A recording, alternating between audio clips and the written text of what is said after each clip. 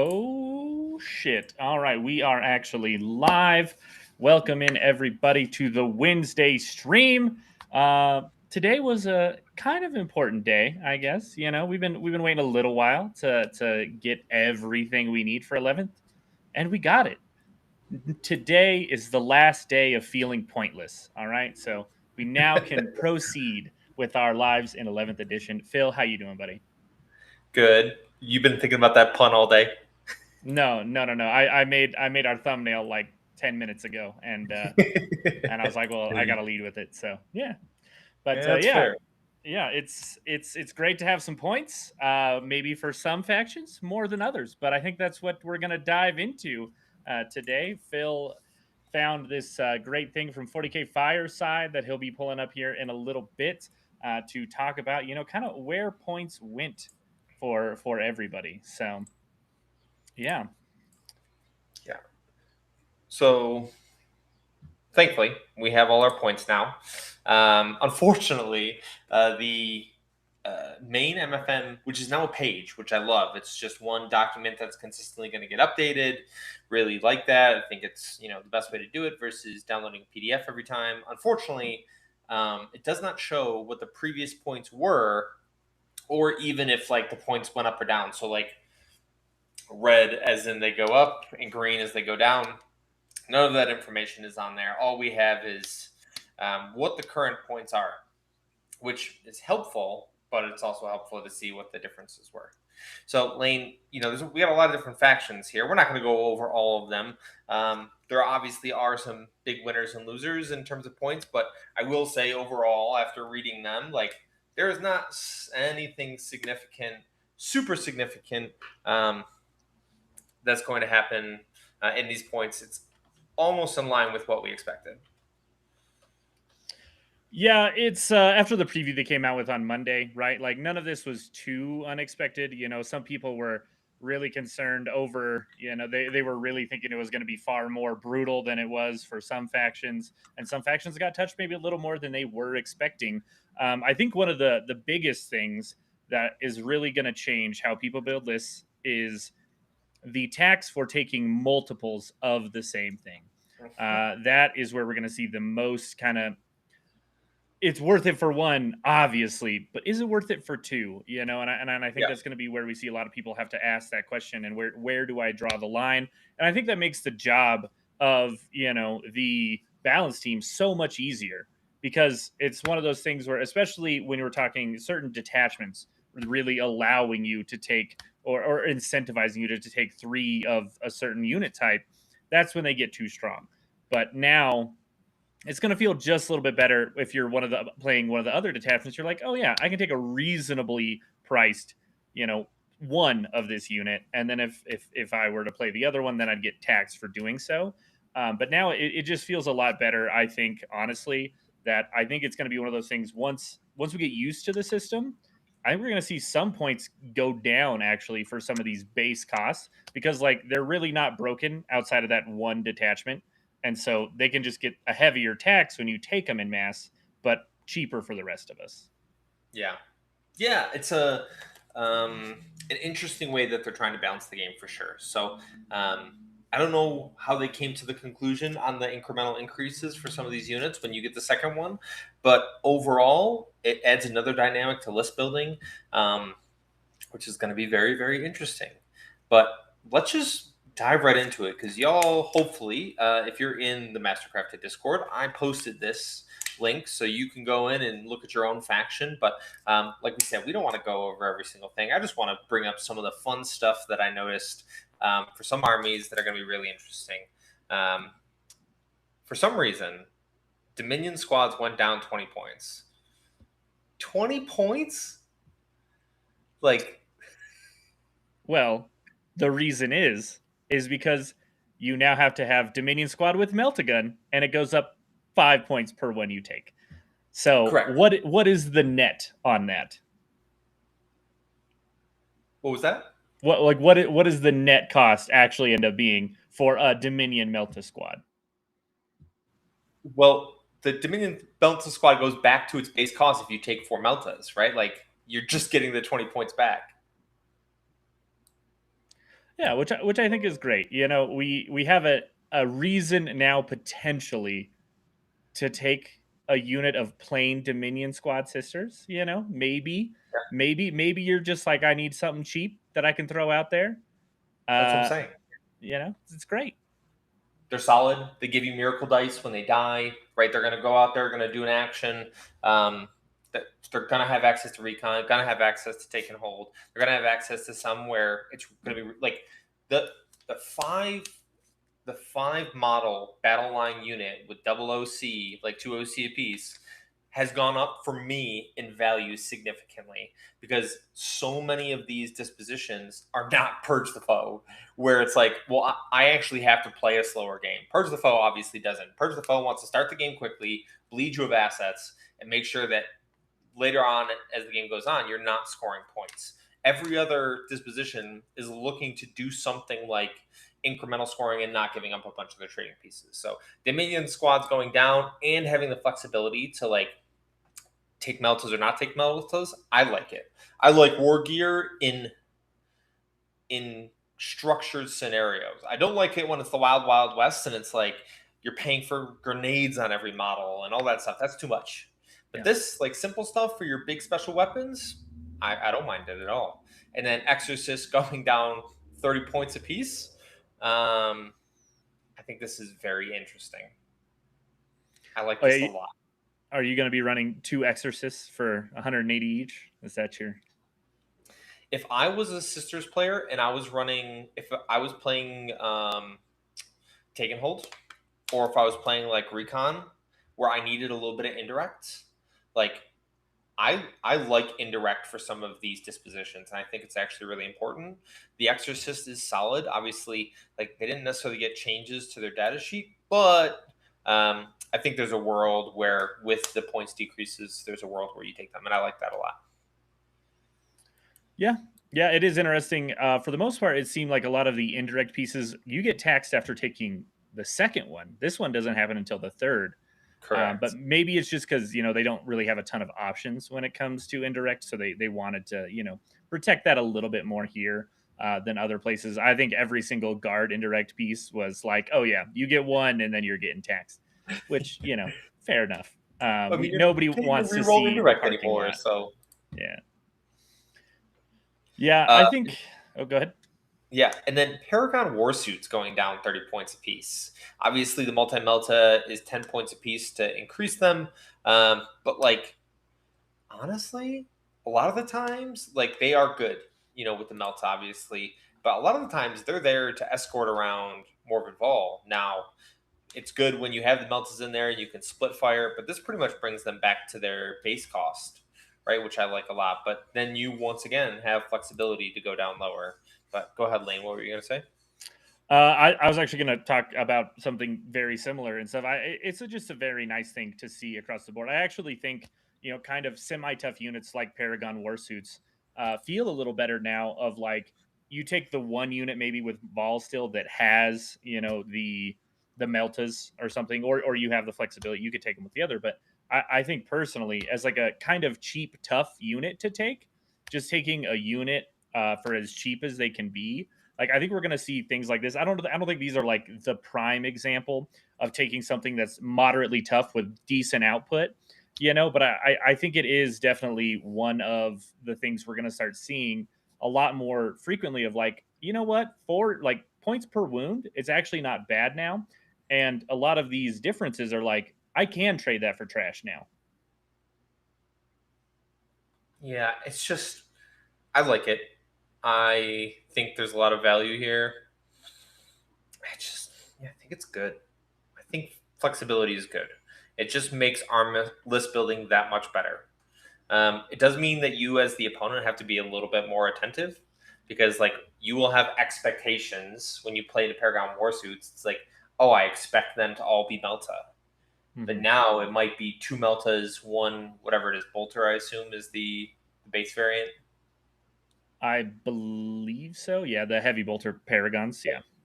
So it's like now you just got to be a little bit more attentive towards what it is that your opponent's running, which is okay. Obviously, that's part of our job, but definitely very very interesting. Very, very light points increases across the board. The max, I think, is 15. For some reason, they hit Triumph. I don't know what I'm missing here. Maybe there's a world where you play See, Triumph in 11th what you're edition. missing is now this is the best screening unit in the game if you don't care about the points cost, because you can get around some crazy 9-inch coherency and be uber wide, because you can attach this to a unit of, like, it's Crusaders or just regular Battle Sisters. I'm pretty sure it's only got a couple options, but I mean that base is like 6 inches long. So this is one of the longest screens you can put out there. Is it 235 points, and is it worth it? No, but it is a funny tech piece. Not even a tech piece. It's just a meme, honestly, of like the widest screen possible is because this model and coherency is just uber long. Yeah, but it It can, is hey, it also can zone incredibly out. It cool. can zone out like nobody's business, man. Yeah. Yeah. It is a cool model, too. Custodes. Once again, we're seeing points decreases. The Cronus Grav Carrier, they have the new plastic one from Games Workshop. I don't think that makes it worth it still, but that's just me. And then they've watched 6 Custodian Guard Squads rampage the last part of 10th edition, so they all got hit, which doesn't necessarily surprise me. But there is no incremental increase for the second and third squad. They are battle line units. They did not punish them in that way. Wardens, on the other hand, did see a incremental change for the third squad. So for a 5-man and a 4-man for the third squad, it's 280 and 230 respectively. I do think Custodes is going to be good in the new edition. And the unit I think that's going to do it for me personally, maybe it's because I like them so much, is First Praetors. Like, I love that unit. And they went down in points, not a significant amount to make a difference, but like, I think they're solid. Did they get the mobile keyword?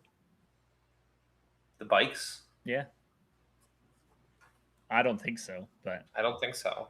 I think I still just think in general they're just a very good unit, especially in Shield Host still, or Lions Yeah. of the Emperor, where you can reset their go out, kill something, and move again at the end of the fight phase. Like that mobility and you can just not get traded. I agree. I think speed, like we've talked about, so good. And they initially said speedy units might be getting a hit, and they got a buff going down a little bit. So gotta be pretty excited about that. I think that's perfectly reasonable to be excited about that because it is going to be good. It's just a matter of what disposition they can take advantage of the best. And I do think it's Purge. If I'm honest, like, I just think they're going to do that so incredibly well. And I don't have to take dumb scoring sisters anymore. So like, I could crank out Lions, only run that, and then I'm just playing kill. And Custodes are pretty efficient, and Lions into anything that is going to be on the board. Like, Corona's Grab Carriers are probably one of the best shooting assets in the game. Because they have access to hit on twos, twin linked, right? They have lethal hits against monsters and vehicles, right? They're just good. And then bikes, even more valuable with the Meltas and the Lance. And then Lions is probably the way to go if you have access to Purge, which obviously they do. Yeah, no, Custodes are going to be pretty solid. It is nice to see them not taking a lot of big point nerfs to start with. A lot of these elite armies are really going to rely on being somewhat durable from across the board, and so then they still need to have the points to take some small units when needed, or just that extra one extra 4-man custodian guard squad Yeah, makes quite a difference. So yeah, I think Custodes are sitting in a really good spot. I like them. I like them a lot. Admech. So, we are now seeing these numbers are they're not actually 160 point increases. This is just saying for the 2-man and the 3-man, that's what they're going up to. And then for the third unit, you are paying that premium of 15 points extra. Yeah. But all the Castellan robots went down, which I think are super cool models. But then everything else, you see everything else go down. And then this included now the Sidonian Dragoons with lances. Yeah. And then Thalia went down 30 points from her initial release. Yeah, what I'm really curious about is, is it going to be worth it? They have, I forget if it's what detachment it is, but the ability to speed up the robots. I think it's obviously their own has it, but I think there's some other detachments as well that can give you some speed. And I'm Yeah. curious if that's enough to really make the robots feel, enough. Yeah. Because I think that's a lot of why they're seeing some points decreases is, it's fine to be a vehicle still in 11th edition. It's just very hard to be a slow vehicle that needs to also make it to melee. Yeah. Yeah, absolutely. So could this be a rook unit in 11th edition like we talked about in our last video? Yeah, absolutely. Um, it's just a matter of, yeah, can they get to their targets? Can they sit on objectives? Are you playing the right disposition? All of those things definitely matter. But at the end of the day, AdMech, you can play some of these more action heavy dispositions and be very happy with it. It's just a matter of could you play Purge with max Castellan robots, max Bellastari? I don't know. Yeah, Obviously you can call in that. I think AdMech also has a big advantage too in the fact that they were already kind of tough to kill. It wasn't the fact that they had like a great armor save. It's the fact that they're just and like that T4 on certain models with 2 wounds, and also just having an invul on their trash units that are still so cheap. I think it's going to be one of those things where it's not going to feel great to have to go out to continuously try to kill these models that still have a 4-up or a 5-up invuln a lot of the time, and you might just bounce, and then a 1 or 2 live, and then you're like, oh, that's going to be freaking annoying. Yeah. Yep. That's why I think if I'm an AdMech player, I'm playing Recon, Disruption, or Priority Assets. Yeah. Take and Yeah, hold maybe, but I don't love that. yeah, I think they're going to be spicy. I think they can play any of it, but they'll definitely be the best at the ones you said. Up next, though, some elves, some Eldari. Yeah. I know you've been trying to master these boys over the last 6 months or so. You started picking them up and playing them. What are your thoughts going into 11th with this army? Sign me up, brother. Yeah, They're going to be real good. Obviously, as always, they are a high skill army. It is the way things are when you're playing low model count, highly efficient, a little bit more on the expensive side unit. And obviously, for some of these lists, very character dependent. But your Howling Banshees went down. Janezar went down. Fire Prism didn't change, right? And I'll shout them out. They were talking about it, and I think it's very valuable with the changes to Deep Strike, and what that's going to mean for units like Baroth and I can't think of their name, Winged Boys, Swooping Hawks. mm-hmm. So now, because you could deep strike at any time during the movement phase, you can use their mortal wounds to clear screens to then put something else further up. So any of those abilities where when they enter the battlefield they do mortals, or they end within whatever range they do mortals, if you can trigger that off a deep strike, there's going to be some very interesting movement shenanigans that you'll be able to do. And Balroth plus a 10 mana Swooping Hawks suddenly gets a lot of value with that timing in the Deep Strike. Yeah. I just think Eldar will always be good. Yes, will it be harder potentially in some scenarios, but I just think they're always good. Warp I mean, spiders are still insane. yeah. The biggest thing that is very true is it's now with the hidden mechanic generally fairly easy to, stage up, pre-measure a little bit, say how close can you get to me? And then the next turn, you just get to go, oh, cool. Well, I'm Eldar and I can be anywhere on the board at any time. So, I'll just go ahead and do that. And applying damage and being on points to deny are all very, very useful things. So I think, yeah, Eldar big winners. I wish it would have been warp spiders getting taxed after the first unit, so you start the tax immediately. I hate them. I think they're if you're not taking at least two warp spiders in most of your lists, I think is Eldar. I think you're crazy, and you probably should be taking the third. Honestly, Yeah. it's just so valuable in this edition. If you can just keep go denying their natural, that's going to be how you can build the biggest diff. Yep. Warp spiders, like you're taking two Windlickus, you might as well just like slam that in the list. The fact that Wind Riders didn't get a tax for the second and third unit, I think, is really interesting because I like the Wind Rider host list. I think it got better in 11th edition. And I do like it a lot with some of the combinations. Wraith Knights are still, for me, valuable. Yeah, just like, I don't know, sign me up. I like Wraith Knights. I like Warp Spiders. I like Wind Riders. We already talked about the Bara Swooping Hawks. If there's one person I expect to see running that, it's Liam VSL. Like, he loves his Eldar. He loves his trading pieces. And I guarantee you his Swooping Hawks, which he used quite a bit in 10th edition, we will see a lot more here. Yeah.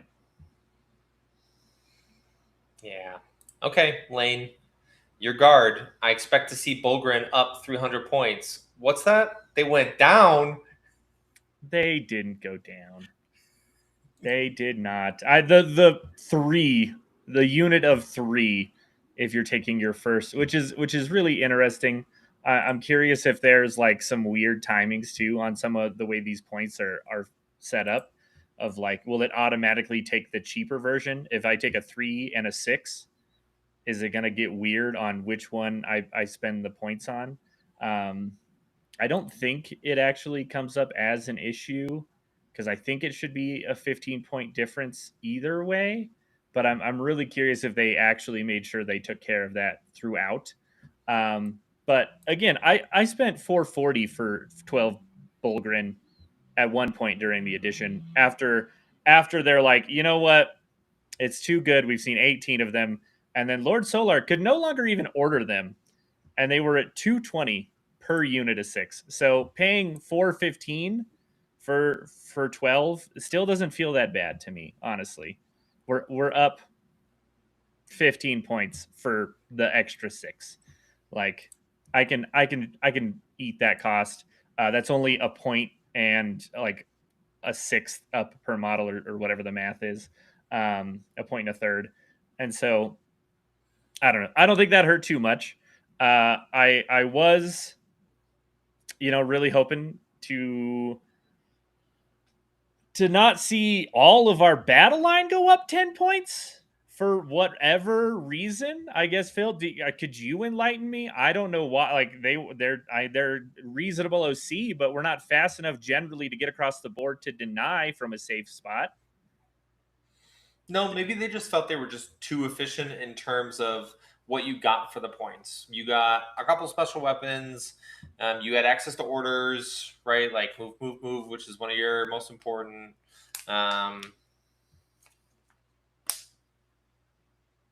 That's probably it. Maybe recon. Yeah. Maybe you're just paying the price of recon. Paying for the sins of recon. But I thought that was the other interesting point too, right? Like, they had said any of the 20, the blobs, the big blobs, they're going to be going down because you can't abuse them as much anymore. Cadian shock troops up 25 points for 20. What? Like, how was that? How is that the case? Everybody else's, blobs of 20, they weren't the problem. Ours were. And again, I get it's recon. I understand like that was abusive to an extent. Maybe they just think everybody's going to keep playing it, so we're getting nerfed for that. Fair enough. As somebody who doesn't want to play that, I was actually like, oh, this might be like a reasonable alternative to Bulgrin. Why in the hell would I ever take 20 of these for 60 points less than, my second 6 Bulgrin? It makes no sense to me.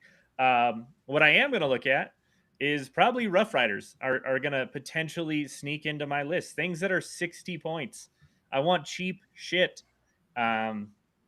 Because they're good.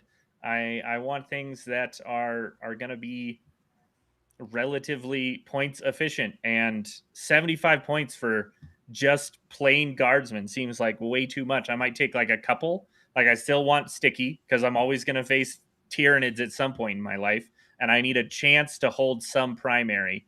Yeah. But yeah, I don't know. I think Ogren themselves, Ogren squads, actually are worth something. I do think the regular Interesting. Ogren squads are now actually more viable, because there's a couple of, they may not have the OC, but there's particular builds. I've seen a lot of people talking about like mixing in like Abhuman with like Siege or some of these other like mechanized, all these other things, so that you can have the orders for your Abhuman squads, and like that's reasonable. I don't hate it. Ogren with hidden to where you have to come get close to them with things. They're still T6. They still have a feel no pain. They still got, 5-up armor save.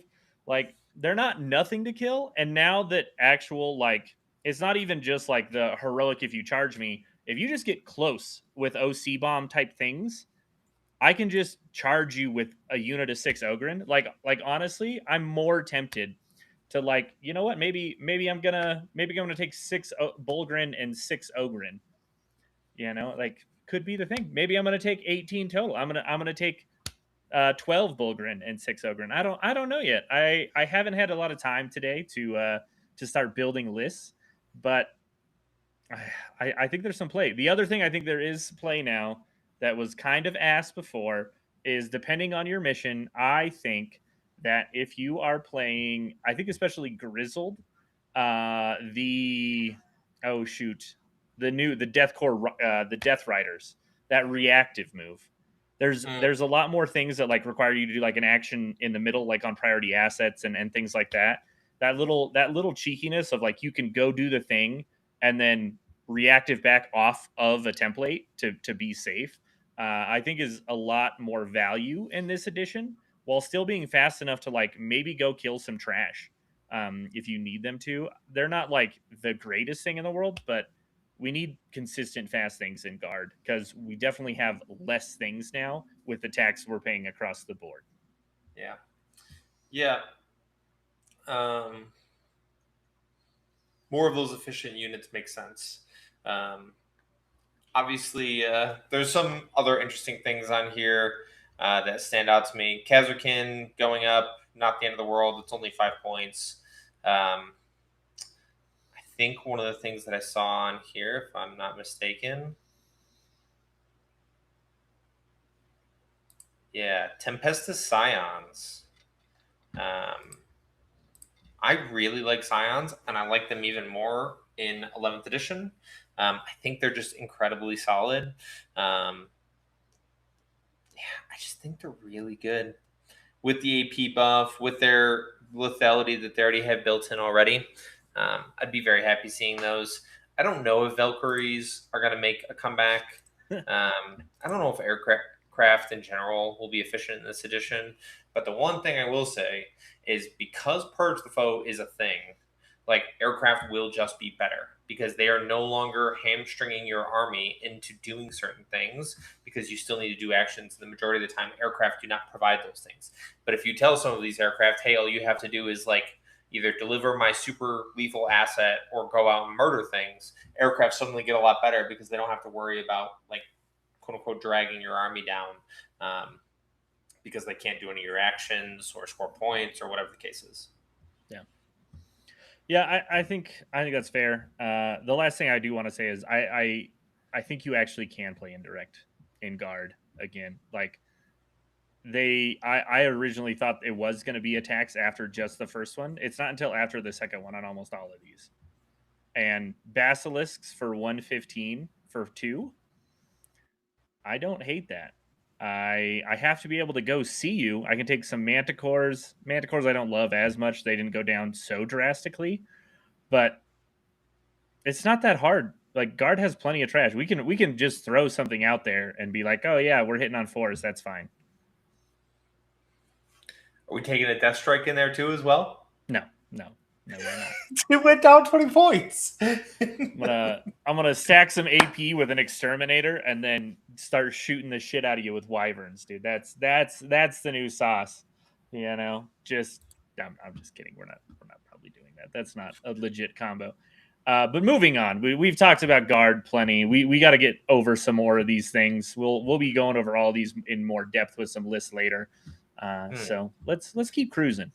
And if you have a list that you want to submit, feel free. We have the list forge that we are starting up again every week now that 11th edition is kicking off and we have all the information we need. Go ahead, submit your list. Lane and I will review them. That way we can take a look. We have one in there already, which we'll pull up at the middle of the stream. That way we can take a look at it. But yeah, now that we have points, like we're in business. Black Templars. I don't know if I think they're good. I am not a bad 40k player by any means. I think they are incredibly solid. They are slightly hamstrung by the detachments that they have access to, but there's some things that I think they do incredibly well, and that I like a lot. They have access to great reactive moves, which I think is really important in this edition. Their rep X's are still solid. It just depends on how you build for the dispositions. Pretty much everything across the board went down. Everything that was significant went down. Like your aggressors went down. Your assault intercessors with jump packs, brutalis dreadnoughts went down. Like your blade guard vets went down. Freaking everything went down.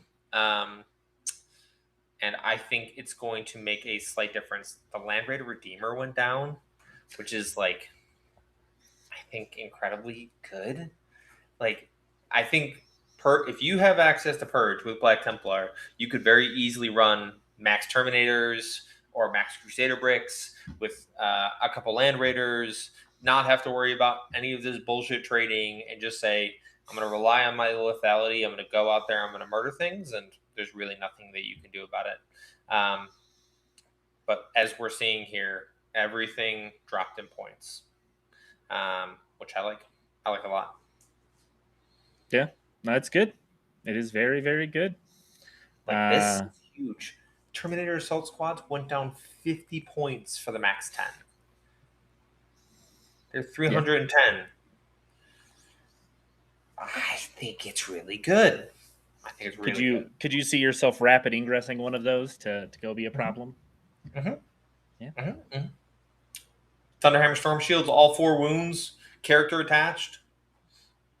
Dogpile your objective. Yeah. I mean, you'll still be at 360 by the time you do that, but yeah. Sure, that's fine. Yeah. I've said it once already, and I'm going to take Black Templars to a GT this year. And I'll do it in the first couple months, just to prove a point, because I think they are incredibly solid, and I think I can put a list together that I think would be good on the board. So, yeah, we will see. Fletcher, you said your buddy is happily wanting to play Siege and Abhuman. As Lane just said, indirect can be very good. Ogren are still solid. Ogren are still solid. What are the dispositions for Siege and Abhuman? What are the ones that you have access to? Oh snap! Let me pull it up real quick. So Siege, I've got it right here. Siege is disruption, and Abhuman is take and hold. Yeah, give me take and hold, brother. Yeah. Extra OC with 18 Bulgrin is not something I'm terribly against. being able to order Bulgrin is just always good for extra OC, especially. You can really make it hard for people to take a middle objective away from you. Yeah, and if you could do that to flip an objective to control it at the end of your command phase, like that's going to be really nice. Yeah. Cool. All right. Blood Angels are next. Aggressors seem to be across the board have gone down, but now we're seeing units, even though they translate between codexes. So, for example, JPI, they went down in the Black Templar Codex. They've gone up in the Blood Angel Codex, obviously because they're, the detachments give two different realms of capabilities, right? The Blood Angels make JPI go absolutely insanely good. Black Templars, not nearly as much. Yeah, I think that's a nice thing. I'm hoping this is actually, going to lead to a more common, um, a more common like split between, and we're hopefully going to see even on the codex compliant chapters, we're going to see some splits on potentially how much things cost due to like some enhancements before the end of the edition. Like obviously right now, a lot of this stuff is still just in Space Marines as a whole, but I think it would be cool to have more stuff that is like Ultramarine specific, being just exclusively hit here or there, and then being able to have the Raven. I can't. Why can't I think of their Raven names? Guard. Raven Guard. Yes, thank you. Having some Raven Guard stuff also being a little bit more fine tuned to work for them. Even if it means a points hit, it just gives them more flavor and the ability to give them stronger rules because of that. Yeah, you don't have to sell me on that. I think it's incredibly solid.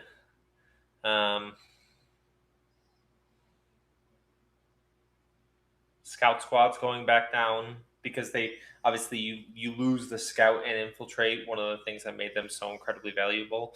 So I at least like the fact that we see that reflected here, slightly, right? Like 5 points is 5 points. Terminator assault squads going down, and like I was talking with someone the other day, like I think the Terminator meta is about to begin because so many of these Space Marines and Chaos Space Marine armies are going to take max versions of Terminators, whether they're 3 wounds or 4 wound Terminators, and they're going to take Purge, and they're going to say you cannot physically kill this entire unit, right? And I can punish you in return because, like, let's say it's lag, not lag, Stormlance for Space Wolves, right? I'm going to get in your biscuits. Or if it's RCO for Blood Angels, because it's going to make the Terminators incredibly fast, right? And they're going to have Lance, and they're going to have Lethal, and they're going to have rerolls, right? Like those assault squads, and it's just going to be like the Terminator meta is going to be a thing. You're going to have to be able to deal with 3 and 4 wound, 4 invul bodies consistently, whether it be singles or teams. So just prepare yourself.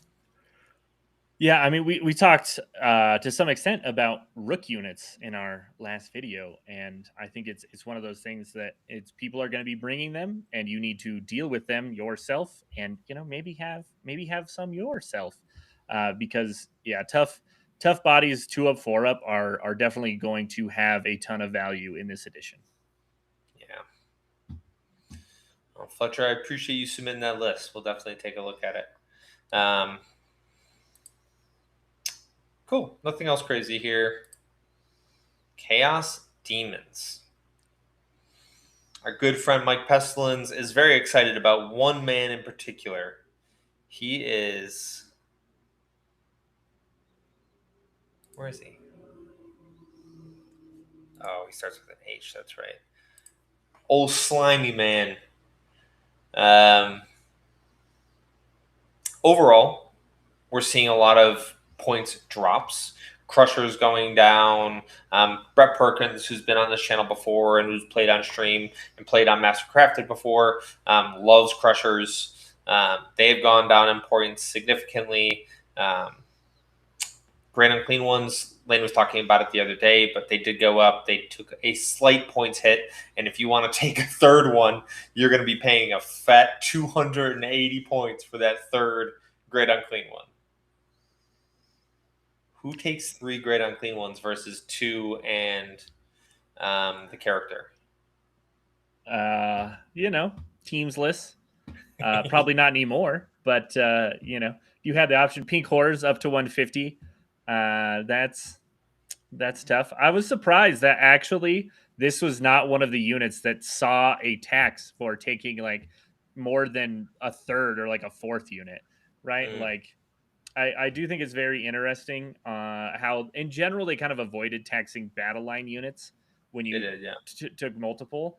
But if there was one that I thought was going to have it happen to them, it was going to be things in this codex with the demons, because the survivability and the annoyance are there for sure.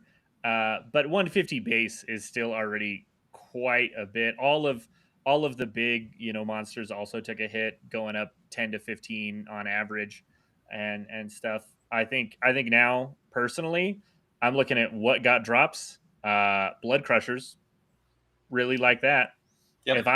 If I'm generally just looking at a what's kind of my game plan.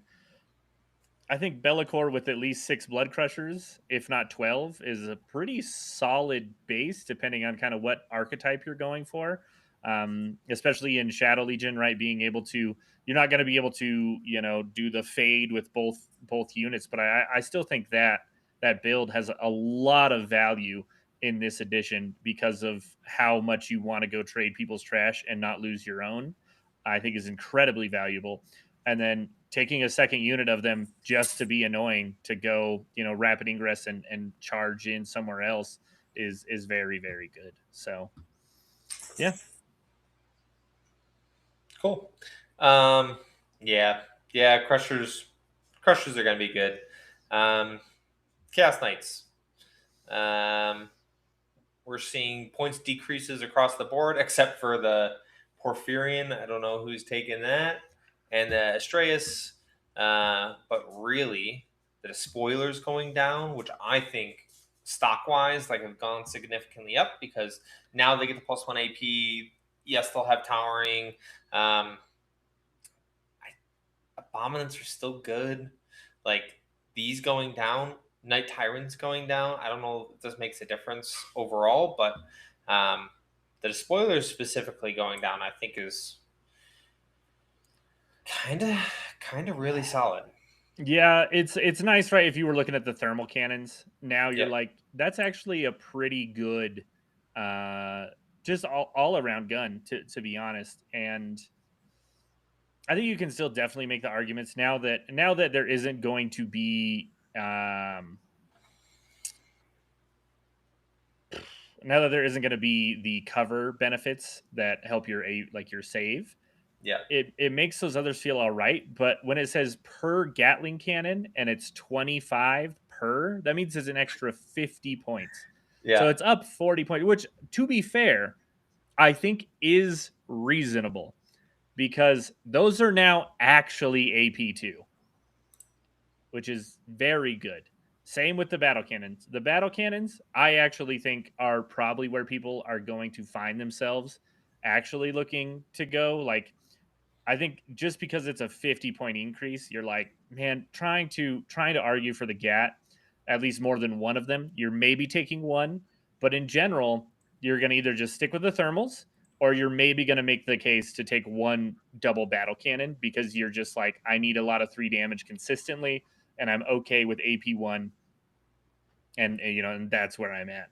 Um, I don't know. I just 50 points extra, up 40 points technically for the GAT. Like, I still think it's a reasonable choice if that's what you need in your list. But damn. Like And I guess, to be fair, I'm looking off of the third one points. So it is only a mild 430 for your first two GAT despoilers. Yeah. It's just, are they that good? Are they that important for um Chaos Knights in 11th edition, yes. Are you taking 3 of them? Like, that means you're going up 120 points? Yeah. I think in general you could maybe say, hey, I really would like I really would like one of these despoilers potentially, but I think there's a lot more to be said about like desecrators maybe finding a place in this new edition for their points right now. Of, you know, I can go out, I can shoot one thing, I can charge one thing, and I can kind of just be efficient enough that like now that where the staging points are at, I feel a little better about it. Especially if you either are in something that gives you advance and charge, or you are just playing, you know, +3 to move, and then, you know, potentially giving yourself lethal sustained in one of the phases. Like, I think the desecrators feel a little better now than they did before. But yeah,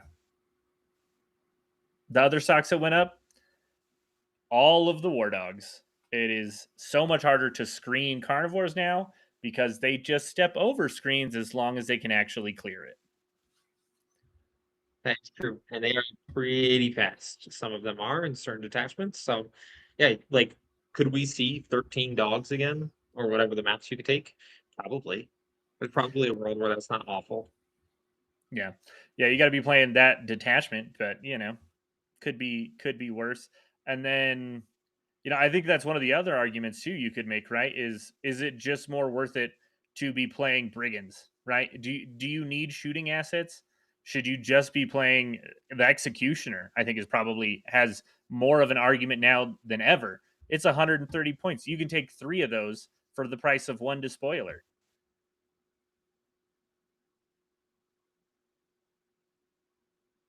Yeah, I don't know. I think Chaos Knights are going to be fine. I think the +1 AP towering is what helps them out the most. And, but -1 hit does hurt them, but they could get angles. Like, they're fast enough. They can just touch terrain. They can see you, and all they got to do is see one model, and then you don't get cover. Yeah. +1 ballistic seal for the towering is definitely nice. Yeah. +1 ballistic skill or +1 AP, I thought it was. I'm pretty sure towering is now it's the same as if you are plunging fire. Yeah, And it's +1 plunging AP. that was last edition. The new one, it counteracts cover the same way the old one did. It's +1 ballistic skill. Pretty sure. Somebody see if they could beat me to it. Somebody in the comments.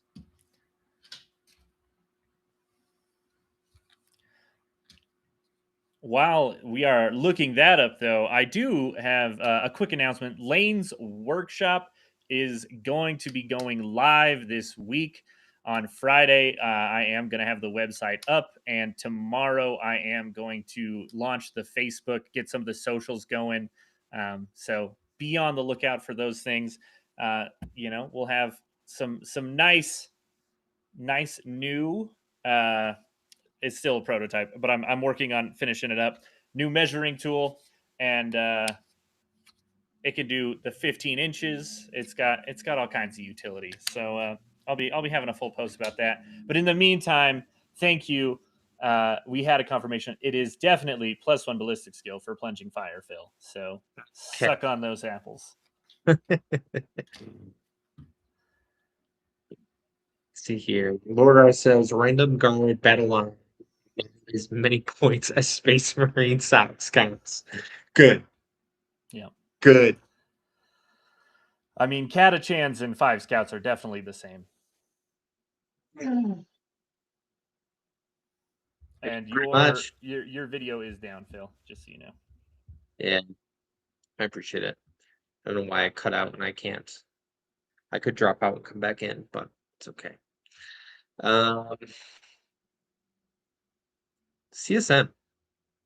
Let's do the one thing that everyone cares about. Defilers went up 50 points for the first and second one. And then if you take a third one, they're up an additional 30. So technically 130 points if you want to take all 3. Nobody was taking all 3 previously. Like PBZ was only taking 2 max. So This is a 100-point bump realistically. Yeah, that's a heavy hit, and we'd love to see it. I'll be okay. Like, I'll be okay if I don't have to see crabs ever again. Yeah, you'll probably see one crab Yeah. for certain Yeah. lists. Maybe even two. It's hard to justify though with the general increase of points across the board. To be fair though, CSM saw a lot fewer increases across the board um, than other factions did, but it still hurts. Even just the base 50 increase off the first one makes it a lot harder to justify a second one. That is a whole 100 points. That's not just a downgrade of a unit. That's the deletion of another unit to make that work. So we'll see. We'll see. There's still going to be people running two, but it's going to be far less common. One is even going to be a stretch for some people. Absolutely. Forge Fiend's going down, which is incredibly nice. Helldrake, for some reason, copped to points, 30 points. Does this mean they're good? Well, if your name is Mike Pestilens, then yeah, he'll probably run him. He ran him before when they were 205 points, so I think he's more than happy to run him now. Mutilator is the new unit for CSM. Did go down 20. We will see what they look like in 11th edition in terms of how they're going to play the game, but Still the not Red fast Crusader, enough is my prediction. yeah, I would agree. They don't have the shooting that Oblets have that they can just come down and not have to worry about moving anywhere. They need to get into combat. But then the Red Corsair Raiders, a 10-man went down 10 points. I know most people use them in 5-mans, which makes sense. But interesting. Yeah. Interesting. Vastor went up 30 points. Good. Good. Yeah. Yeah, that build is definitely a lot harder to justify. Now the Defilers and Vashtor is maybe dead. You would say you can still take some of those things in Yeah. your list, but you can't that can't just be your list anymore. No, definitely not. Okay, some Dark Angels. That is a lot of green, my man. A lot of green. Yeah, it's I think Space Marines across the board, they for some reason are predicting that Space Marines just in general are needing of this due to the changes of 11th edition. Hmm. I thought Deathwing Knights were pretty freaking good already. Uh, and as we've talked about, I have a desire to run Terminators, so I think like overall, Dark Angels players should be ecstatic.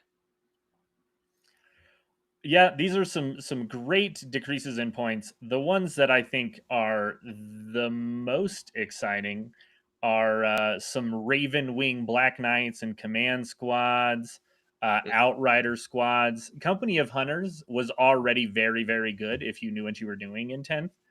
And it's one of the few things that just like you want to talk about being able to put pressure on your opponent and just go do the thing. Like, oh man, I am very much a fan of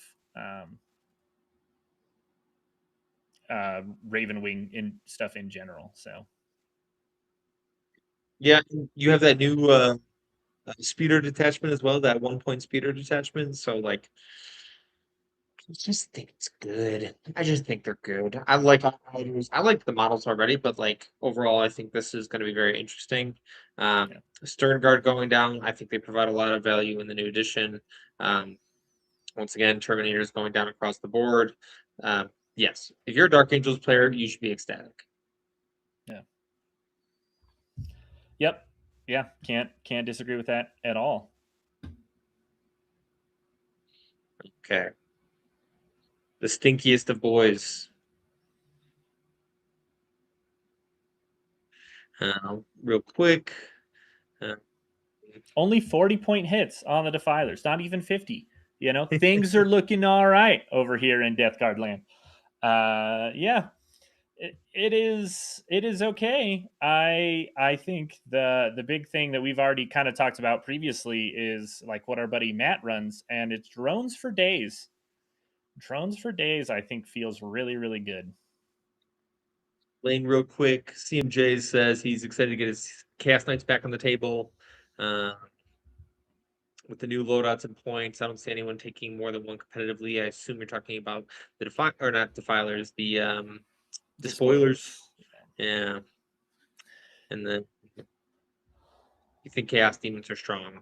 Yep, I would 100% agree. Just because of the battle shock, it makes such a huge difference now, and it elevates the effectiveness of some armies. And then Nat Fletcher says he loves the librarian. Well, because they inherently give -1 to hit on top of the -1 ballistic skill, meaning you're -2 to hit in some of these units, which is pretty good. Yeah. Yeah, very, very good. Glad you guys are excited. Disrupt Terminators not changing at all. I love that. Like they could have very easily copped a hit because I think they get better in 11th edition. They get But worse because it's +1 to their charge now. You gotta walk in and hit the 7 if you're deep striking over 6 away. I don't care. All right, fair enough. Okay. Yeah. Blight launchers went up. That's fair. They're very good. The one thing I did notice is none of the characters for Death Guard got the follower or support character keyword. We still have the rule that allows us to attach 2 characters, but none of them got the support character keyword, which means like it's almost better for us because we have more flexibility with it, and any of our characters can be single up. But for detachments like Champions of Contagion, we really need, the 2 characters. Yeah, 100%. Yeah, I think they're sitting pretty. Not a ton. There's some big ups and some bigger downs, but I think it's solid. Plague You Burst still take a Crawlers. Defiler probably. Plague Marines going down is awesome. They're fantastic. And then 25-point decrease on the Plague Burst Crawlers. Yeah. Don't hate 1 or 2 of those. That's for sure. No. Not even a little bit. Your favorite uppy downies in the entire game. They might not have anything but 3-point detachments, but god damn it, did they get some points decreases. Feeling good. Feeling real good. These are just your generic squads. Yes, JPI going down. Those are nice. I usually took 1 at least JPI, so it's nice to save a couple Q points there. Decimus kill teams. Technically, you save 10 points on the 10-man, which is nice. Desolation squads you weren't taking because you got to take the Fortis kill teams, which did go up 15 points apiece. That's fair. People are spamming them. They're pretty good. Incursor squads going up, also understandable, because that +1 to hit is going to matter even more in this edition, but it's going to be very hard to hide from Deathwatch to prevent them from not seeing one model and then just like ignoring cover just entirely. Yeah. I think they're still fine. I would have loved to seen a little bit more flavor when it came to how you can build them, but you can't hate that amount of points decreases across the board for the most part. Yeah, your storm speeders are still valuable. Talon Strikes went down. I was talking to someone the other day. I really like Talon Strikes because the buff to AP. So like now, if you take plasmas, you get the buff to AP when you drop. You shoot in, you have oath, your full rerolls. They can't, you're not -1 to hit because you just need to see one dude. And you get a buff to your AP. You're gonna chew through a lot of things. They become very, very lethal. And then, you try to roll a charge, and we like that. Yeah, you take those odds. You'll risk it every time. Yeah, it's going to be interesting. I'm curious to see. I think this is still going to be one of the higher, skill armies required for Space Marines to really pilot well. But it still has all the tools. Go through single one of these, Lane, because there's a lot of freaking armies. But let's see here. Yeah, let's go ahead and switch gears and talk about 20 Terminators and make Ben Neal proud. Go talk about Fletcher's list that he posted. We'll pull it up.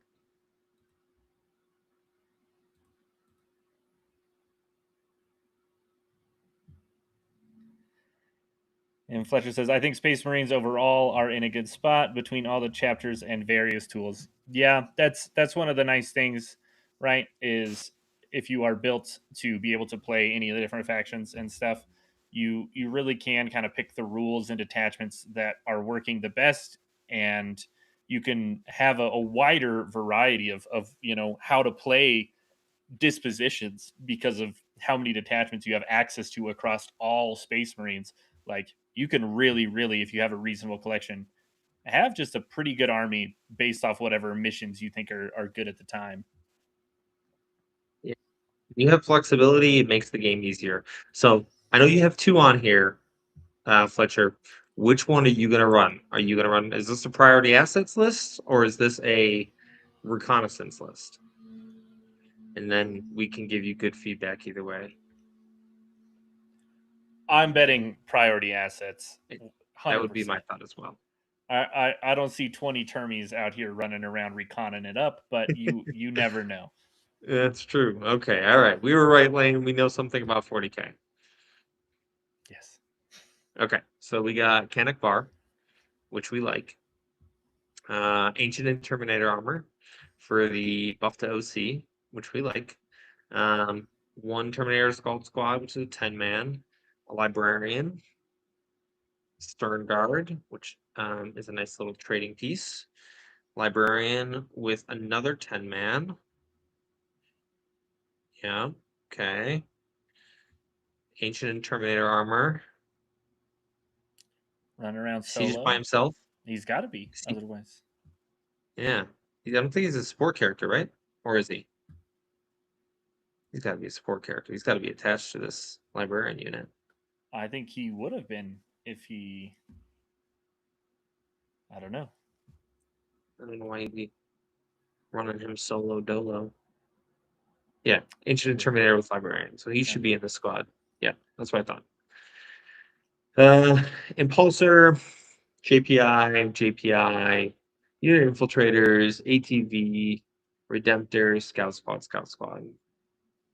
Yeah, I get that. I've heard that as well. Okay, all right. Well, Fletcher.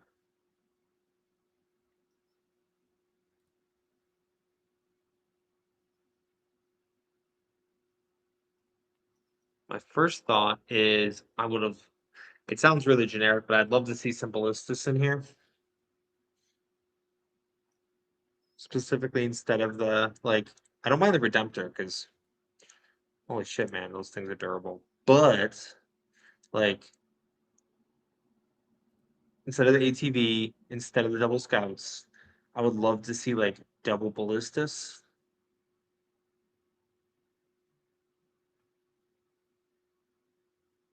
And I don't even care about the.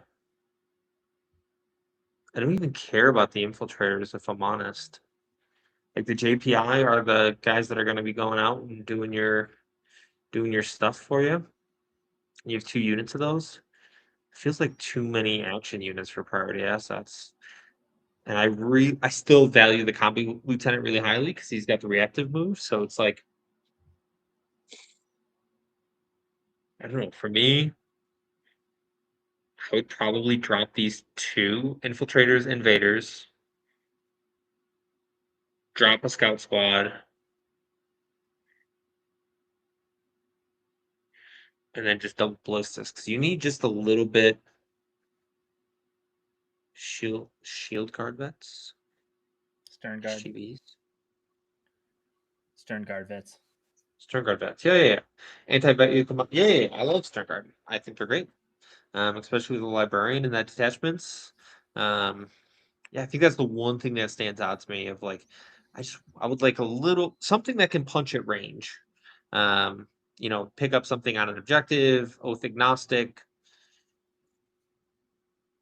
I like the librarians to give yourself that conclave and hammer, as Ben has shown multiple times.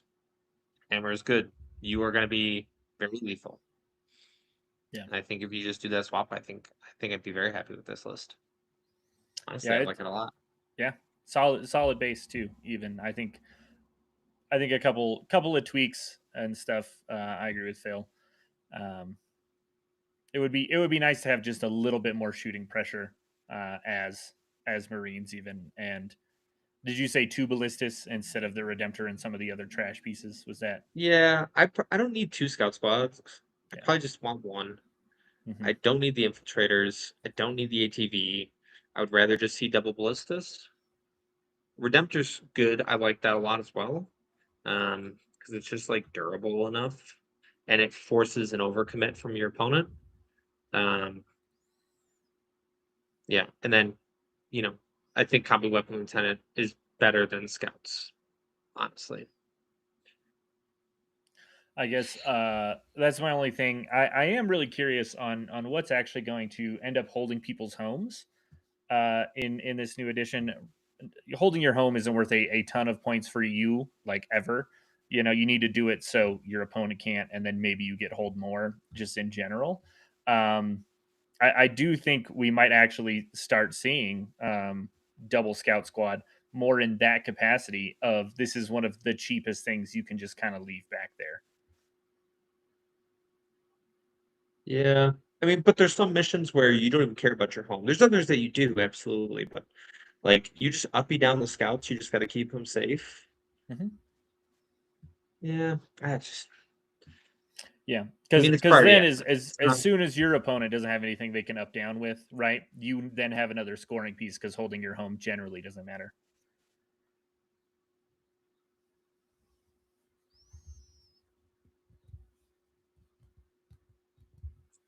Can't wait to get Sternguard vets with 4-up anti-dev wounds. Yep. Yep, those are good. Combi lieutenant could be solid. He always is. And then infiltrators were the idea for denying ingress against opponent scoring. Yeah, if you're gonna use those infiltrators, I'd probably use them pretty aggressively if I'm honest, because they're gonna have 15-inch loan op or hidden, right? Yeah. If you can use that to protect your natural and your opponent can't get on it, that's probably the way I would use them.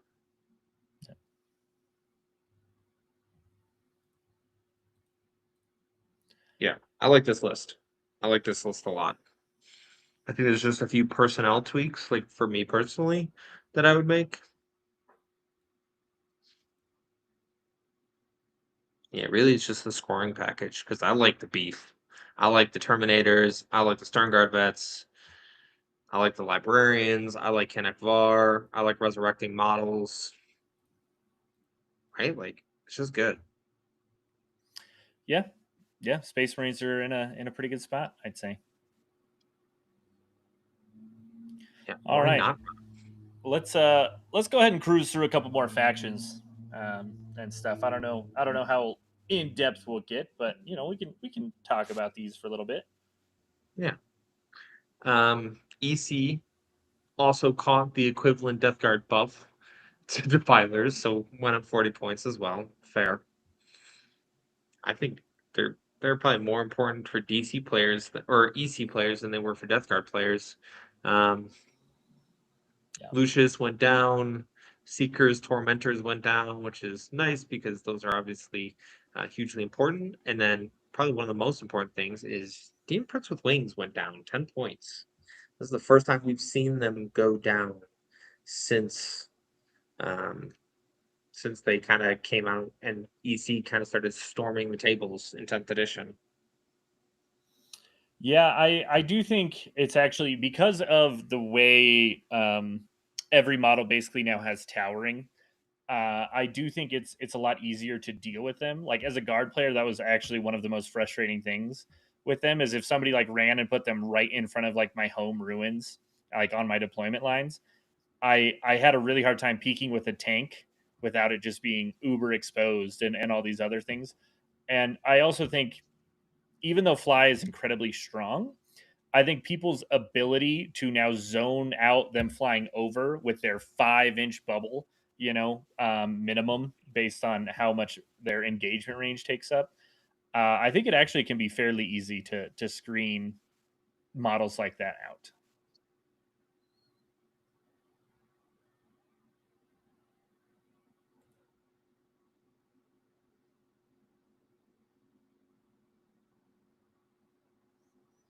Phil? Is Phil still with us? Nope, it's just me. All right. Well, we will keep talking about this. Give me just a second here. I will get that pulled back up.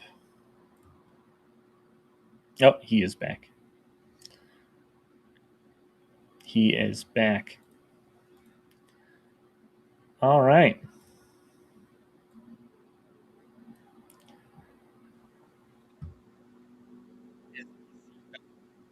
Now than they were before? No, not necessarily, but at least they have a platform to long range shoot, and I still think this is probably the one faction that will always take defilers. Yeah, your audio is a little quiet, Phil. You might get a little closer to your mic. Yeah. Up next, GSC taking way more nerfs than buffs, but I can't say that doesn't track a little bit. They aren't major nerfs, but they are just nerfs across the board, which are definitely going to add up. In a world where being able to always play action primaries is possible, I can't say that this doesn't make sense. Phil is only, fair to partly salty about this, but I think it's justified. I think they're still okay. I think they're still fine. I don't think they're as abusive as we thought they were. This was one of our dark horse armies going into this edition. It's looking a little more grim for them than it was before. Yeah, it's disappointing because I was very excited. Seeing all these points increases kind of like puts a wet blanket on it. Yeah. I don't know how to explain it. Like everything had to go up. GSC wasn't dominating the meta in 10th edition by any means. Did There we was a really deserve brief this? window where they were just very, very, very good with host. Yeah. You know? Host of Ascension, yeah. Yeah. Yeah. That was just like 2 weeks too long though, So you're gonna get punished now. So that's fair. Oh, that's not very nice. But before Phil starts crying, we'll go ahead and talk about Death Watch or Grey Knights. Jesus, the other up down army. Yeah, pretty They didn't solid. yeah. They didn't get hit as bad. I thought they were going to get hit way worse than this. Yeah. I think their detachments are very good. Nemesis Dread Knight's going down, Paladin Squad's going down, Grandmaster's going down, Purgation Squad's going down. Like, I think their detachments are very good, and I think they have a play style that fits 11th edition. This just proves that point. Yeah. They're going to be very good. I think they're solid. I do think there is one thing we're gonna definitively have to go over in matchup stuff specifically, because it's already been commented of like one of the weirdest interactions is I believe it's Purge, but it's just you mark the 3 units and like the condemned one, and if they leave for any reason, then you just you can't pick them up as a Grey Knights player, which is a very, very interesting interaction. So we're definitely gonna have to deep dive that a little bit. But one of the ways to avoid that is you just always put 3 things you aren't planning to up down on objectives, so they have to pick those. Um, it makes using strikes a little harder because you want those on objectives anyway. But that's just one of the few things that we're gonna have to deep dive a little more as we look up these matchups specifically when it comes to the different missions you're playing. Yeah, absolutely. I mean, do we even need to talk about Imperial agents? I mean, no, we don't. Are they dead yet? Can we? Is there a pulse? Okay. Yep. No, 3 detachment points apiece. Really, GW? Yeah, doesn't make sense. I don't understand. Okay. Imperial Knights did go down on some of their more important pieces. Lancers went up. I would say this is not a surprise for me. Castellans went down. Defenders went down.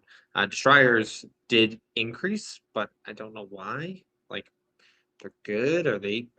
Once again? Are they making an impact on the meta? No. Will they in 11th edition potentially? But um, yeah, I don't think this was necessary. I think you could have dropped them across the board, and Knights would have been okay. Yeah, I think it's just they're gonna be timid. The last thing anybody ever wants is for just a knight heavy meta. Um, so it doesn't surprise me that they're kind of taking a more caution stance with them. Um, yeah. So I think they're still fine though. Some Yeah. of the biggest winners up next though, Leagues of Votan didn't see many points going up except for the old Hecaton and the Arcanist Evaluator, which still is worth it. With Hazardous only doing one mortal to you now, as you spin up the old Suicide Gun. Uh, those actually aren't too bad. Hecaton still just ignoring hit mods. Love to see that. Yeah. And then, we've talked a lot about just how important, non-save related toughness is, and just being -1 to wound with T5 and 6 infantry. Yeah. That's a great place to be. And 6-inch deep strike, Hearthguard, still amazing. All this stuff is just absolutely great. I think Votan, nothing but winning. So much easier to stand on objectives to get your buffs because objectives are huge now. Like it's just all winning for the Votan. So I think they're definitely going to take an early lead in terms of biggest winners for sure. Yes. The problem with Votan is they're going to get outclassed mobility wise, which might hurt them. I think. Yeah, I think it's one of those things. If you're wanting to play an aggressive, go take the board style, you're probably playing more of the Hearthguard just for the 6-inch deep strike, throw Terminators in their face. Be very high pressure in those terms. But when it comes to playing a more slow metered game of like, well, I'm going to secure my side of the board and then I'm just going to keep pushing your way, and I'm gonna hold the middle. Playing missions that are more based around that type, I think they're going to do just fine. Yeah.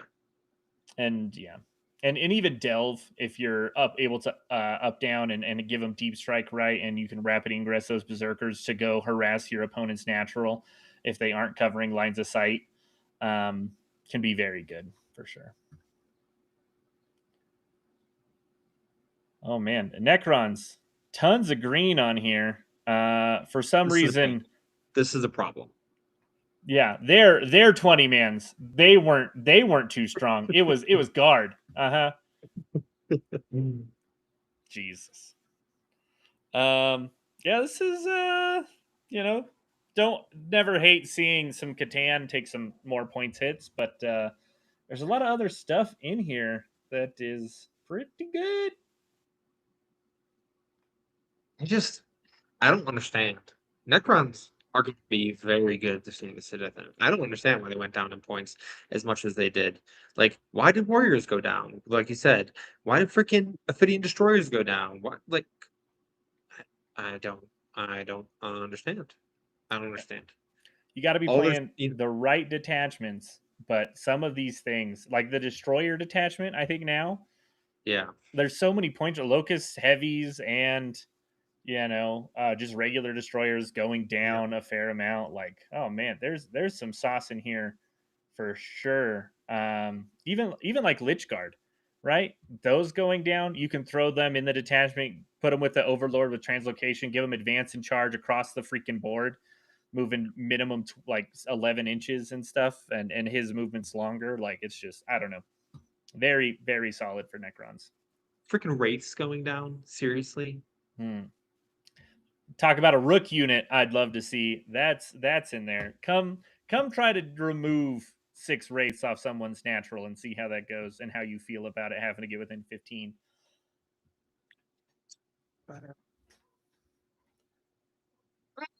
Lane, I'm concerned. You're concerned? I'm concerned. Is it all the green for the green boys? Is that is Yes, that the concerning part? it's slightly concerning. It's just going down, going down, going down, going down. What the heck?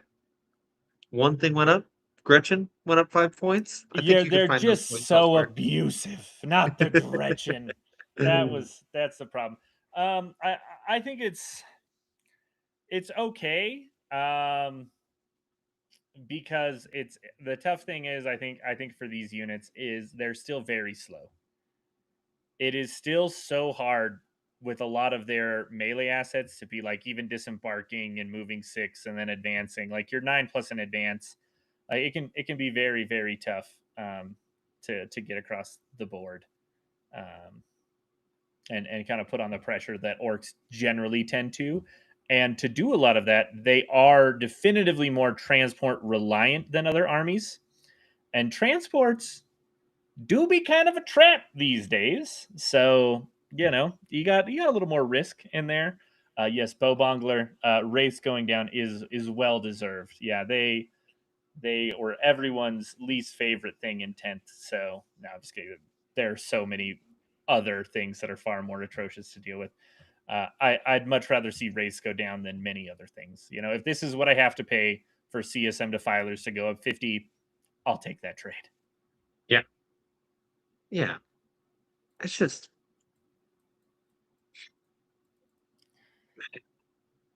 Yeah. this is all just problems. Yeah. But the other half of the Armageddon box, the old Space Marines, also got a fair amount of green, as we've talked about for certain reasons. They felt like Yep. they needed tuned up, and I think like they're going to be sitting pretty. That's a lot of points decreases on a lot of their stuff, and I think it helps. We've talked a lot about how much the amount of actions you're going to have to do for certain dispositions has gone up a little bit more consistently, and I think this is going to help them more comfortably play those dispositions for sure. Yep. Yep. No disagreements there. Your gun lines are going to be a little bit cheaper. Gilman being unchanged, Double Oath is still good. That leadership aura might actually be something he takes. Probably pretty valuable. Sternguard vets, as we saw in Fletcher's list, like they're solid. And I will not stop talking about Terminators. I'm telling you now, prepare yourself. The Terminators have arrived. They are going to be good. If there's Space Marines opposite you, I would say there's a high probability somebody's going to take like a skew Terminator list into some of this stuff, specifically Purge, Take and Hold, something obnoxious. It's going to cause problems. Just problems. Yeah. And up next, one of the ones to do it better than most is going to be Space Wolves, who have access to more annoying shit with 4-up invulns than anybody.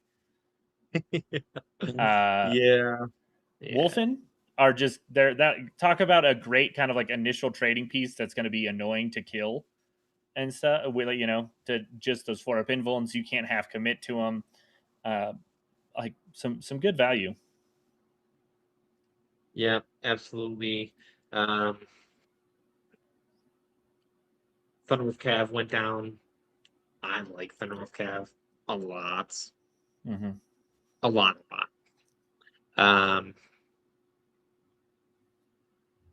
I'm very curious to see how they run. Wolfen stayed the same, which is good. But overall, Space Wolves, with the dispositions that you're going to have access to, should be howling at the moon for sure. Yeah. Right. I love some speed on some Space Wolves. It's just good, man. Just good. And they don't got to worry about doing all those stupid actions if they just took Purge. Very true. All right. Tau.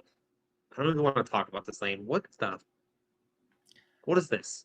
They Why is they everything got down? taxed. Riptide's now extra 20 points for Ion Accelerator. I think, oh man, that's gonna change a ton. That extra 20 points that they went down before they go back up. Ghost Keels down 10 to go back up 10. Yeah. I do not want Quinlan's to went up see 20. what John can do with Monka. That's where I'm at. Yeah. Yeah. Yeah. Yeah.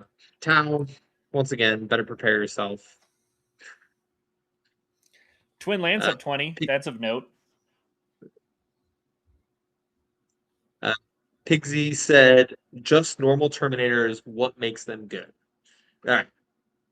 Let me tell you all about why these Terminators are solid.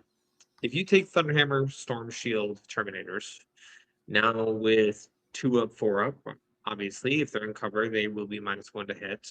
And 4 wounds is one of the most awkward wound allocation uh, like wound counts in the game. There's a lot of damage 3. There's not a lot of damage 4 in the game. And they're just durable enough that even the damage 4 stuff, usually there's not enough shots to actually pick up a full unit. Pretty much all over the case if if your name wasn't like CSM PVZ defilers with autocannons. Like that probably does it because those things are obnoxious, but those are now pretty much gone. So um, the part that makes them good is the amount that you have to expose to kill a Terminator brick is already obnoxious. Like, and as Lane and I were talking about in our last video, talking about rook units specifically and what we're trying to get our opponent to do, we're trying to get them to commit more than what the unit is potentially worth to us. So we want them to commit more and then potentially be able to punish them in return. So like a unit like Terminators is going to force a overcommitment because of the 4-pin vault, because of the 2-up base save, because of the -1 to hit. Your opponent's going to have to spend more assets to potentially remove that. So whether it means like that unit's on an objective and they have decent OC, and now like they're either going to give us points for taking hold or purge because we still got to control our natural a lot of the times. Like they either give us the points for that or they're going to have to overcommit potentially to try to do it, and sometimes that won't even happen. And then on that next turn, like the armies that take Terminators well are the ones that can deliver them well. So for example, Space Wolves with a rapid ingress, advance and charge can get very deep in the lines with a big 10-man and Arjack or Logan, whatever the case is. Same with Blood Angels Terminators, right? Them coming out of a Land Raider with Assault Ramp, and they come out and then they charge, or they're on the foot and they have Advance and Charge in RCO. Like, there's a lot of tools, and because of the dispositions, and this is the only reason I think Terminator builds will be effective in 11th edition more consistently than they were in 10th, is because a lot of those missions you don't have to worry about actions, and you can lean very heavily into a toughness skew that armies that are going to take recon or disruption or priority assets aren't going to have the beef to actually pick these things up consistently, which is the game of chess you are playing before you even enter a tournament, because you have to be like, okay, well, if I go into the purge the foe player, like if I'm playing recon and I go into the purge the foe player playing 30 Space Wolf Terminators, but I have no way to kill them. It doesn't matter how cute I'm getting. I have no way to murder my opponent. And if my opponent is smart, they're going to jam me. And I don't have the damage output to actually kill them because of the redundancy of um, defensive capabilities that they have. Lane, what are your thoughts? I love me some Terminators. I think that especially, some do it better than others, right? Even non 4-wound ones, like Phil's example was spot on, right? 4-wound Terminators are so hard to chew through for most armies efficiently. Even 3-wound like Scarab Occult Terminator ones that are just permanent -1 to wound, basically. Like that level of commitment it takes to actively deal with them and still have a unit that can also punch when you need it to. There's just a ton of value for Terminators, and they still benefit from hidden. They still, cover is so easy to get if you're, towing onto these terrain pieces. Like, I think it's just is very, very valuable. And the other thing we've talked about too, right? You don't have the AP reduction of cover that you had in 10th. You have the minuses to hit. So having those 2-up saves base and those 4-up saves invulns, like they just protect you so much more now than they did in previous editions, because AP1 now means something. So Yeah. it might not feel like it, But having that 2-up save against AP1 means you're at least still saving 2/3 of the time, not half the time. And things like that really do add up over time. So I think that's kind of one of the biggest things is they actually feel more durable in the context of the game. They aren't that much more durable than they were before, but compared to other things now, they do feel a little more durable in the context of the game. Yeah. They used to be the slave of the mission. They are no longer tied to the mission in a negative way. They can play a mission that they actually want to play, and just be effective and push up the board. And they're not held back by doing actions or other dumb shit. Like they're just like, Yeah. for a lot of these matchups, they're just going to send into you, which is something everyone has to be able to deal with. Pretty strong. All right.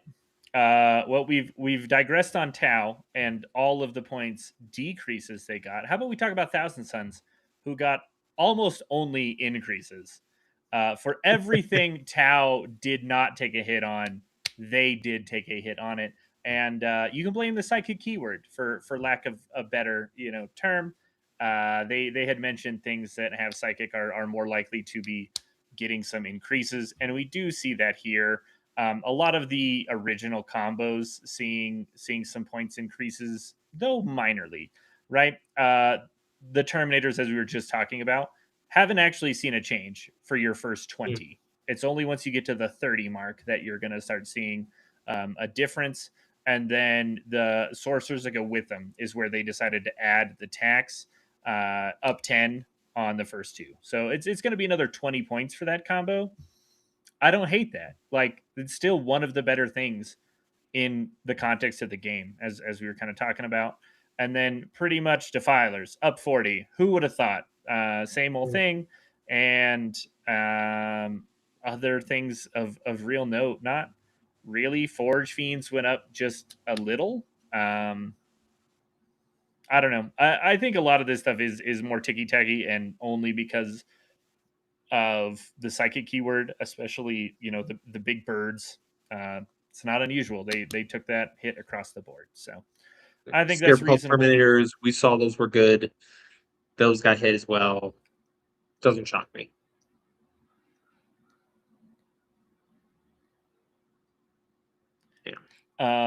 Piggy Z asks as well, do Space Wolves get 2 detachment point Stormlance? They should. They do not. Oh, Their they do Stormlance not is anymore. 3, and it's Disruption. Gotcha. I had not seen the new detachments for them yet. That is interesting. Still probably worth it. Probably, but there are better ones. So, like, there's a 1 DP Champions of Fenris that gives you access to Purge the Foe. And there's a 2 DP detachment that is kind of nice for Terminators. Just saying. Might be called Headhunter. Might be called Legends of Saga and Song. All right. Well, we are almost done here. We have Tyranids and then World Eaters. For Tyranids, a fair amount of green, which they would have loved at any point in the last 3 years. They felt somewhat overcosted for being an army that did barely any damage. Yeah, they just were tough bugs. They were tough bugs. The one thing that is kind of nice, pull them up here real quick. Let's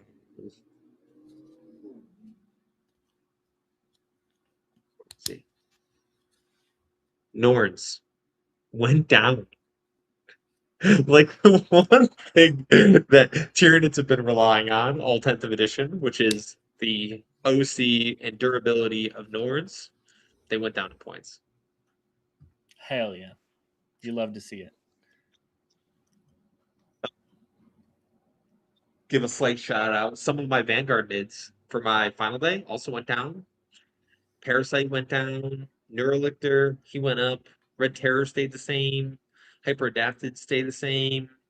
Lictor stayed the same. A lot of the stuff that I use in my final day. So there's value. Okay. World Eaters.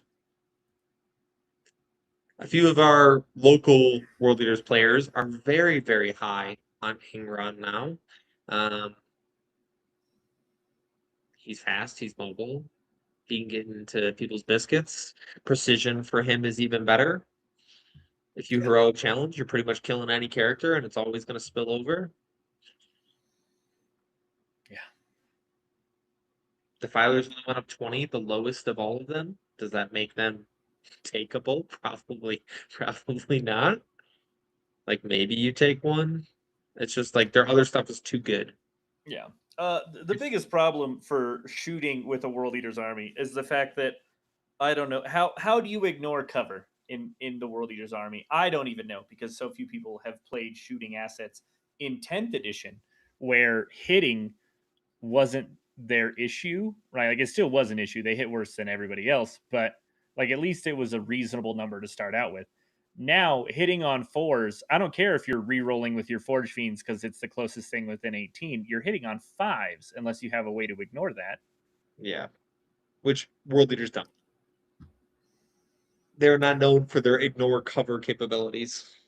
Yeah. Yeah, it's I don't know. And it feels bad to put anything in there to like encourage you to shoot more. You know? Like what are you gonna do? Be like, well now you have to pay the annihilator tax because they changed its rule to give you ignore cover after it shoots something. Like, ugh, brutal. Flesh hounds. That's you can't even take flesh hounds with most of the detachments. I'm just like, if you breathe a little bit of fire on something, you get ignores cover. Yeah. Yeah, no rerolls for the Forge Fiends either in here. It's a really hard time to ever be like it's worth playing shooting in my World Eaters list. But that's, I mean, to a certain extent, like I'm kind of fine with that. It's nice to see World Eaters stuff be able to just be melee and be good at it. The 6-inch finally consolidate, like that alone. Do you need shooting when you have that? Not really.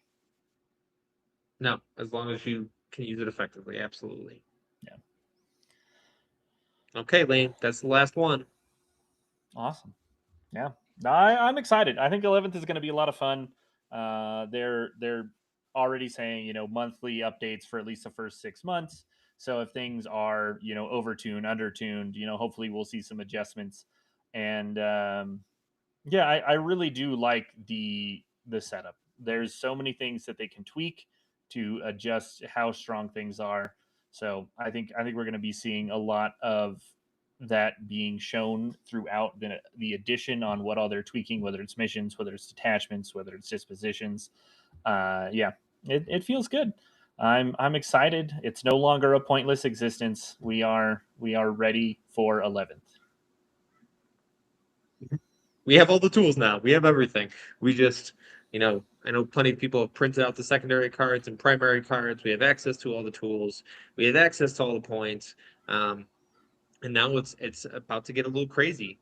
Tonight I got to do a little bit of work to get ready for my next tournament and put some lists together, which I'm really looking forward to. But none of these things are going to happen unless you are prepared. And hopefully, Blaine and I here at Mastercrafted, as well as all the guests that we bring on that are incredibly helpful, are able to explain to you how to be prepared for 11th edition, whether it be list reviews, layout reviews, disposition breakdowns. We want to help you with everything because 40k is a lot more fun when you are confident in your with how you play and your game plan and your list. 40k gets a lot more fun when you're comfortable. Yeah, 100%. And we're going to be here to help you every step of the way, getting better at your 40k. We're going to do some more faction specific stuff in the next couple weeks, and then once we're a lot more comfortable with the missions and have played them a couple times ourselves, we're going to go back to the classics. Turn Zero Tactics coming back, new series, all 15 combinations, and yeah, we are very excited to dive right back into that. Cool. Thank you so much for tuning into these live streams. Lane and I really enjoy it. Just getting to interact with you. If you are want to talk about 40k, just hop in the chat or hop in the Discord. Also, we are going to start doing these recurring. We'll have it scheduled out. It's going to be at 6 p.m. Mountain Standard Time every Wednesday, unless we say otherwise. If Lane and I are super busy or we're traveling. You know, unfortunately, 40K doesn't pay the bills, so Lane and I do have full-time jobs that we have to do. But we will be doing these recurring because, yeah, we enjoy talking about 40K. Yeah, yes, we do. And be on the lookout. If you haven't joined the Discord, go do so. Because as we speak, I am posting a little preview pic of the scatter terrain I've been working on. I'm going to be going live this weekend with the profiles, the areas that everybody can buy. But I'm going to be doing pre-orders as well for the scatter terrain. So if you haven't joined the Discord, go look below. Go take a look at it. It's gonna be great, and I can't wait to hopefully help y'all play some really cool games on some really fun terrain. And as always, do not forget that victory isn't given; it is forged, and it's forged right here on Mastercrafted. We will see you all next time.